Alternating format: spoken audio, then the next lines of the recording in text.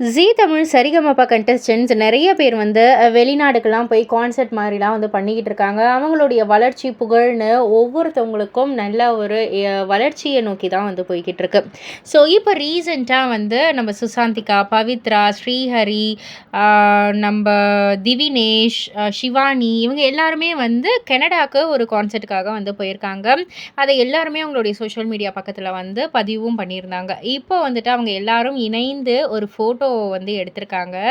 அ இத வந்து அர்ச்சனா அவர்கள், விஜே அர்ச்சனா அவர்கள் வந்துட்டு, அ என்னுடைய பேபீஸ்லாம் வந்துட்டு வீடியோ கால்ல அ கனடாலேருந்து வந்து பேசுறாங்கன்ற மாரி ரொம்பவே ஹாப்பி நோட்டடா வந்து பண்ணியிருக்காங்க.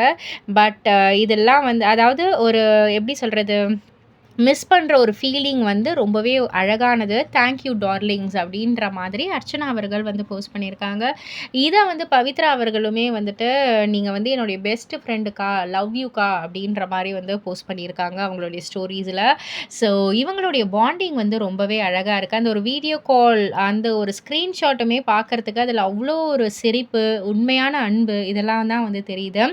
ஒருவேளை இந்த சரிகமபவுடைய வெற்றிக்கு காரணம் இந்த ஒரு உண்மையான ஒரு அன்பு, எந்த ஒரு அந்த போட்டி, பொறாமைன்னு இல்லாம, ஜஸ்ட் காம்படிஷனா பார்த்து நகர்ந்தது. ஒவ்வொருத்தவங்கள்லயும் அந்த ஒரு பாண்டிங் அது எல்லாமே காரணம் அப்டின்னே வந்து சொல்லலாம். இத பத்தி நீங்க என்ன நினைக்கிறீங்க? உங்களுடைய கருத்து என்ன? அப்டின்றத கீழ உள்ள கமெண்ட் பாக்ஸ்ல குறிப்பிட்டு சொல்லுங்க. மறக்காம சேனல சப்ஸ்கிரைப் பண்ணி பக்கத்துல உள்ள பெல் ஐகான கிளிக் பண்ணிடுங்க.